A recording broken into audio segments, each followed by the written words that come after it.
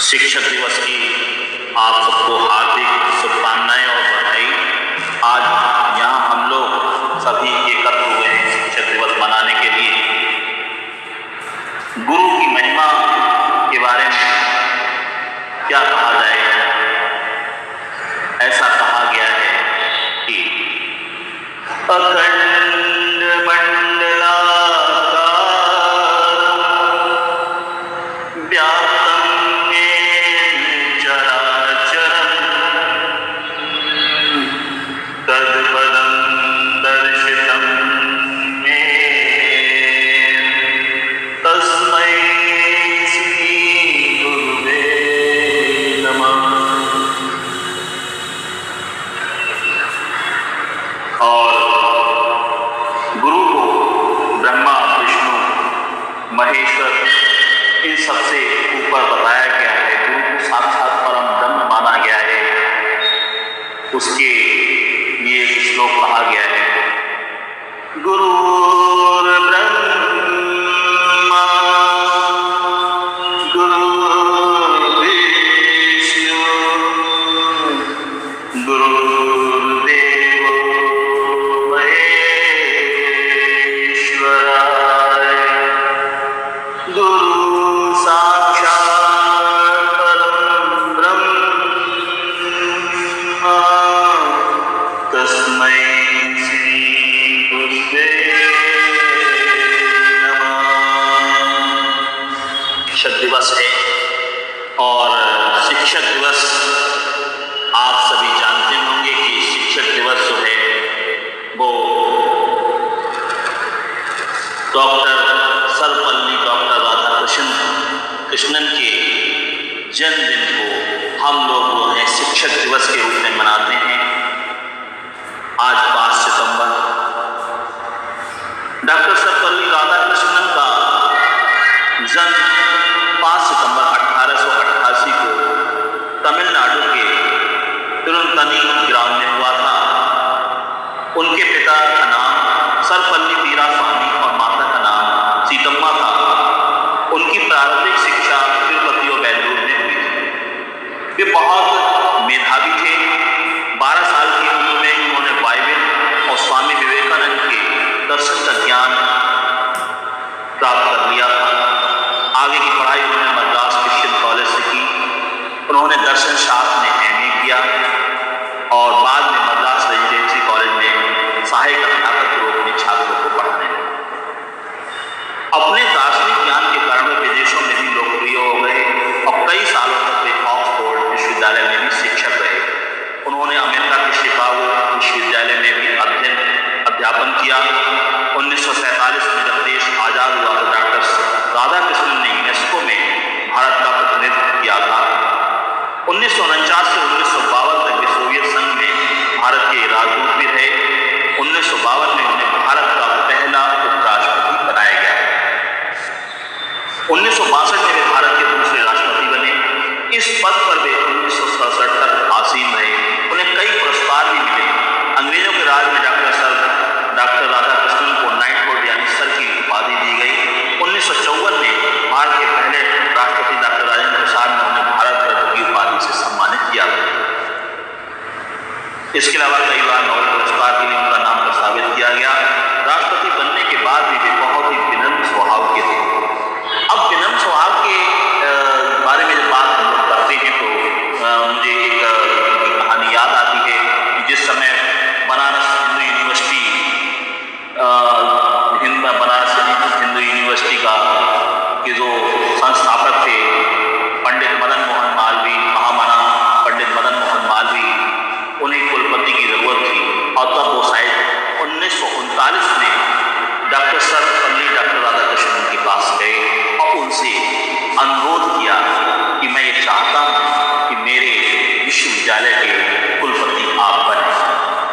तो उन्होंने कहा कि आप मुझसे प्रार्थना न करें बल्कि मुझे आदेश करें। तो जब उन्होंने पंडित महामना पंडित मदन मोहन मालवीय ने ये बात बताई तो उन्होंने कहा कि एक शर्त मेरी। क्या शर्त है?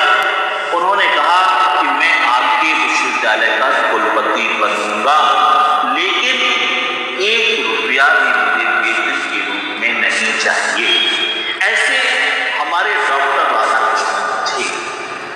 उन्होंने राजनीति में, दर्शन शास्त्र में बहुत प्रगति की, बहुत सारे सिद्धांत और बहुत सारे आयाम दिए, लेकिन उन्होंने बालिका शिक्षा पर भी उन्होंने बहुत अच्छा काम किया। भारत में 1962 से भारत में हर साल 5 सितंबर को शिक्षक दिवस के रूप में मनाया गया। इसका भी एक किस्सा है, वो क्या है कि उनके सम्मान में उनके जन्म दिवस पर शिक्षक दिवस मनाया जाता है। इसकी कहानी बड़ी दिलचस्प है।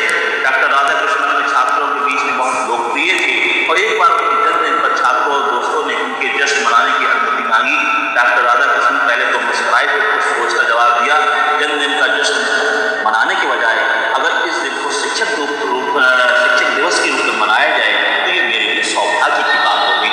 और 1962 से जो है उनका जन्मदिन शिक्षक दिवस के रूप में, शिक्षक सम्मान के रूप में मनाया जाता है। जब हम लोग गुरु की बात करते हैं, शिक्षक की बात करते हैं, गुरु की बात करते हैं, तो उसके साथ जो है शिष्यों की भी बात। ऐसे उदाहरण हैं गुरु और शिष्य के कि अगर आप सुनेंगे आपको पता चलेगा कि शिष्य किस प्रकार के शिष्य थे जिन्होंने गुरुओं के लिए अपना जीवन, अपना कर्म बलिदान किया। ऐसे ही सबसे पहले महाभारत का उदाहरण आता है।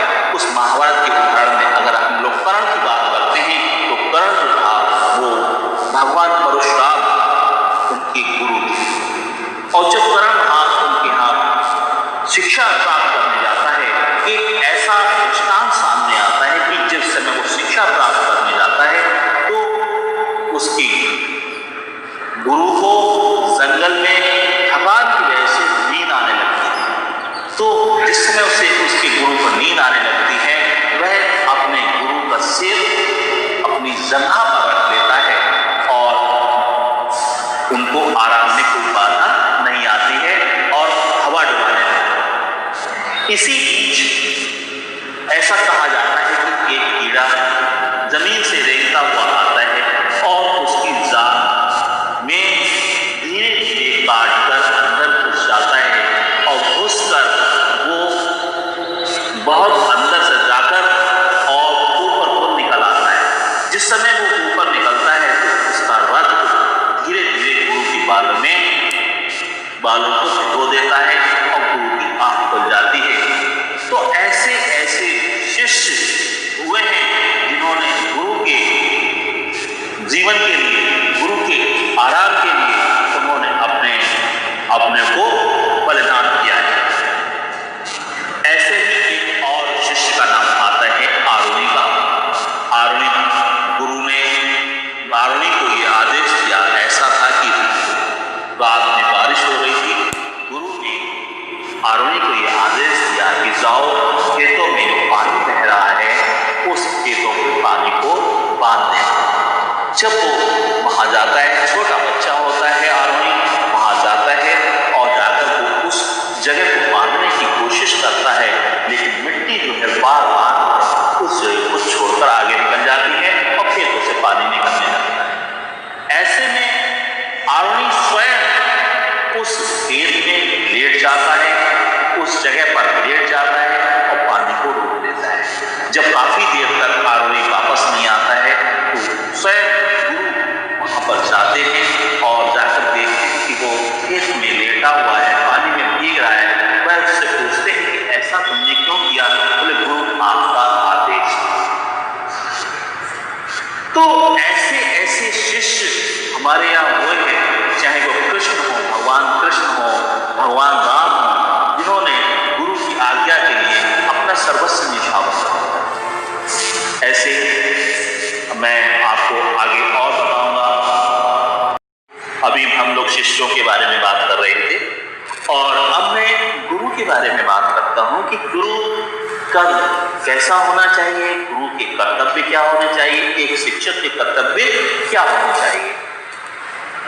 शिक्षक ऐसा होना चाहिए कि छात्रों को समझने का उसके अंदर गुण मौजूद हो। प्रत्येक क्षण ज्ञान बढ़ाने के लिए उसे उत्सुक रहना चाहिए। प्रत्येक छात्र जो होता है उसका एक आदर्श होता है, इसलिए शिक्षक को ऐसा संयमित व्यवहार रखना चाहिए कि वो अपने छात्रों के बीच में आदर्श बन सके।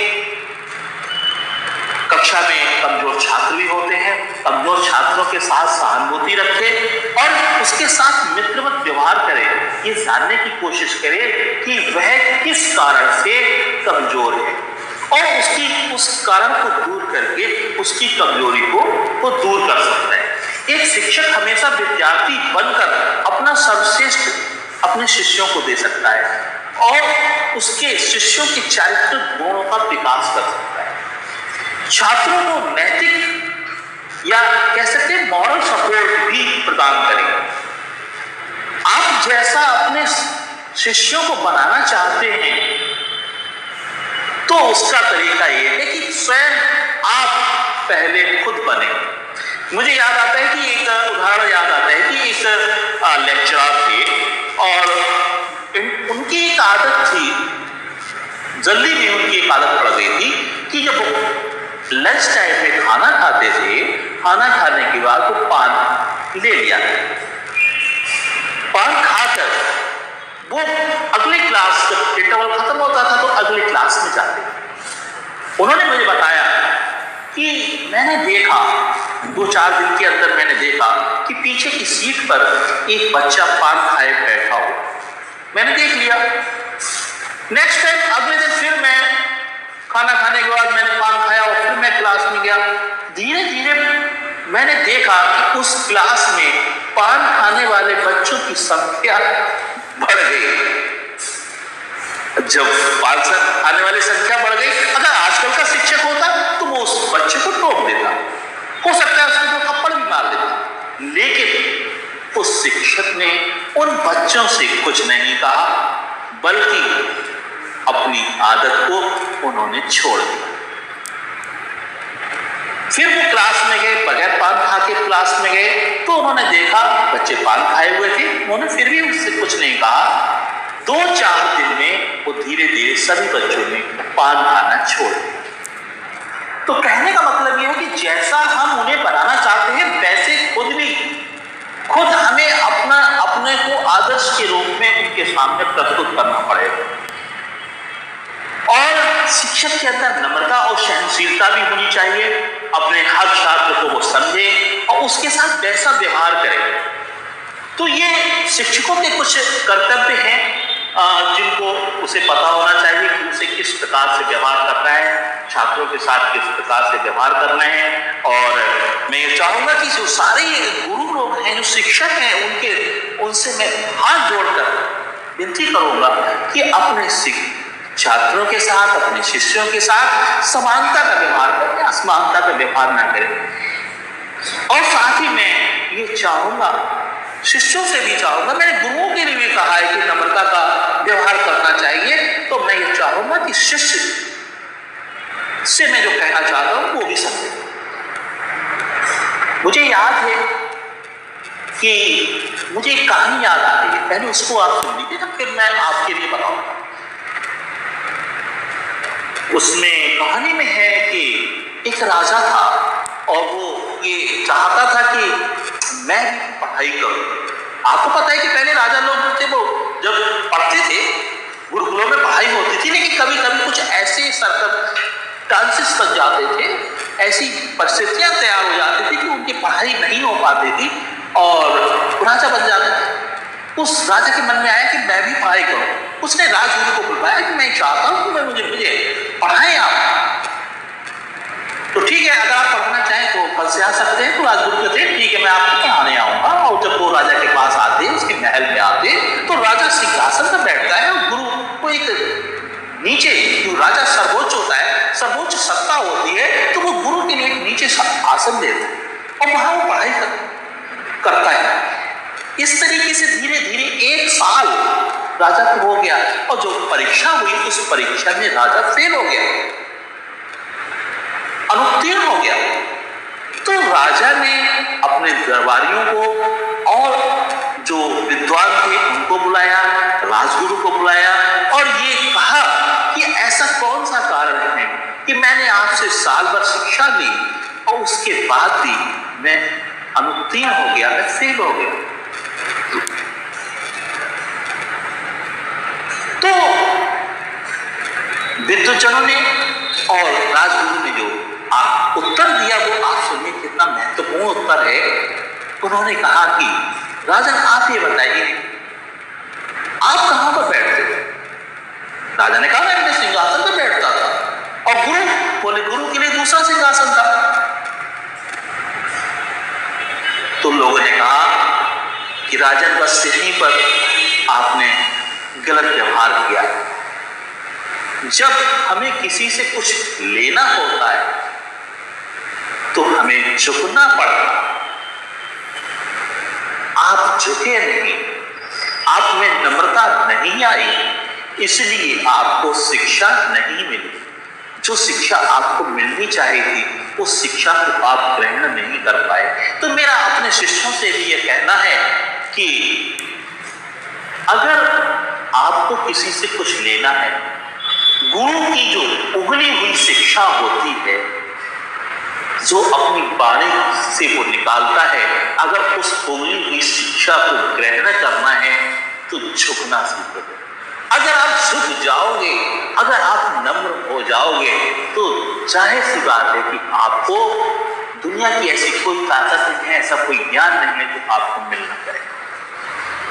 और मैं अपने अभिभावकों से भी ये चाहूंगा कि कभी कभी मैंने देखा है कि अभिभावक विद्यालय में आते हैं और आकर एक जुमला बोलते हैं, सर जी मेरा बच्चा पढ़े या ना पढ़े लेकिन कोई उसकी उंगली ना करे। क्या ऐसी बातें करने योग्य हैं कि और उनका बच्चा उनके साथ खड़ा हुआ है? क्या ऐसी बातें करने योग्य है? क्या उनका बच्चा पढ़ जाएगा जब उसके माता पिता आकर गुरु को, शिक्षक को इस प्रकार से कहेंगे? मैं तो नहीं समझता कि वो बच्चा पढ़ जाएगा, क्योंकि कबीर ने भी कहा है कि गुरु गोविंद दो खड़े काके लागो पाए, और बलिहारी गुरु आपने गोविंद दियो बताए। कबीर ने भी गुरु को गोविंद कहा है, भगवान की संज्ञा दी है। और ऐसे में आप शिक्षक को ये कह रहे हैं कि उंगली भी ना लगाओ।